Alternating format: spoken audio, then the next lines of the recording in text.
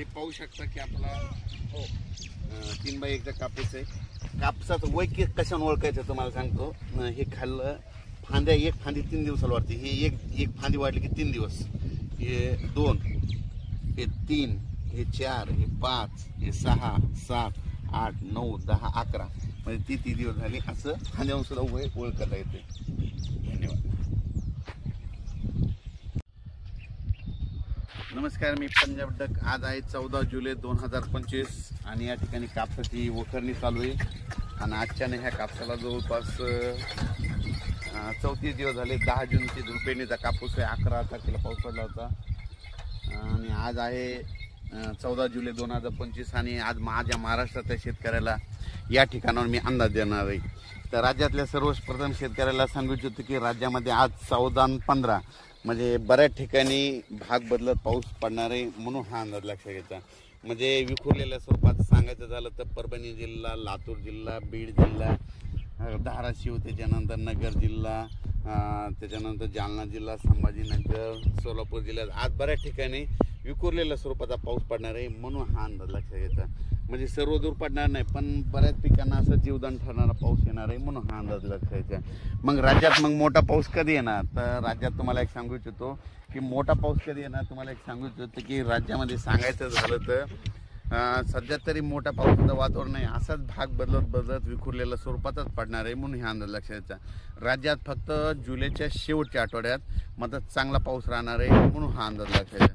म्हणजे सांगायचं तर जुलैच्या शेवटच्या आठवड्यात म्हणजे हा पाऊस राहणार आहे। शेवटच्या आठवड्यात चांगला पाऊस, मग ते वाहुनी वडे नाले वाहणारा पाऊस जुलैच्या शेवटच्या आठवड्यात पाऊस येणार आहे, म्हणून हा अंदाज लक्षात घ्यायचा।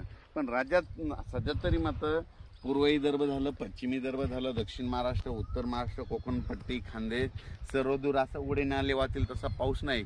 फक्त आज मात्र 14 आणि 15 जुलैच्या दरम्यान मात्र दुपारी 3च्या नंतर बऱ्याच ठिकाणी पाऊस पडायलेला दिसेल। भाग बदलत पर्सनल काहीला सोडून देईल, कुठं पडेल कुठं नाही, म्हणून हे लक्षात येतं। पण राज्यात सध्या तरी मोठं नाही, पण राज्यात मात्र 14-15 आज बऱ्याच ठिकाणी ठिकठिकाणी पाऊस पडणार आहे, म्हणून हे लक्षात यायचं। राज्यात नंतर काय होणार आहे, 18च्या नंतर परत एकदा वातावरण चेंज व्हायला सुरुवात होणार आहे।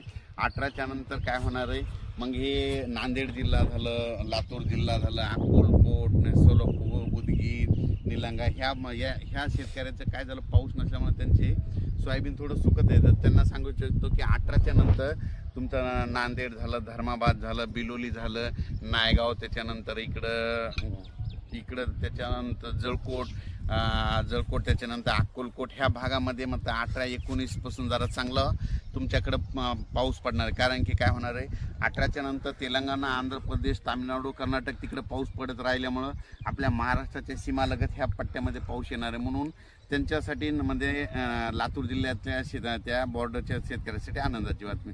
पण राज्यात मात्र 22 तारखेच्या नंतर परत आता वातावरण म्हणजे असं वाढत 22 जुलैच्या नंतर चांगलं वातावरण वाढत जाईल। मात्र 27, 28, 29 जुलैला मात्र काय होईल, मग राज्यात सर्वदूर मोठा पाऊस येणार आहे, म्हणून हे अंदाज लागतं। म्हणजे सांगायचं झालं तर 25 जुलैच्या नंतर जुलैच्या शेवटच्या आठवड्यात चांगला मोठा पाऊस येणार आहे, म्हणून हा अंदाज लक्षात येतो। आणि तुम्हाला एक सांगतो, हे जे अंदाज देत आहे हे नेमकं माझ्या शेतामध्ये, आणि हे आम्ही धुळपेरणी कापूस लावलेला या ठिकाणी हे अंतर 3x1 केलेलं आहे। आणि हे 3x1 काढल्याच्या नंतर त्याला एकदाच फक्त रेगाटीला खत दिलेलं आहे, परत खत दिलेलं नाही। आणि पाळी चालू आहे, शेतकऱ्याला सांगू तिथं कापूस वाढू द्यायचा नाही, कापसाचं अंतर कमी करायचं, खर्च कमी करायचा। खर्च कमी केल्याच्या नंतर कापसाला उतार चांगला येतो, तर पाहू शकता।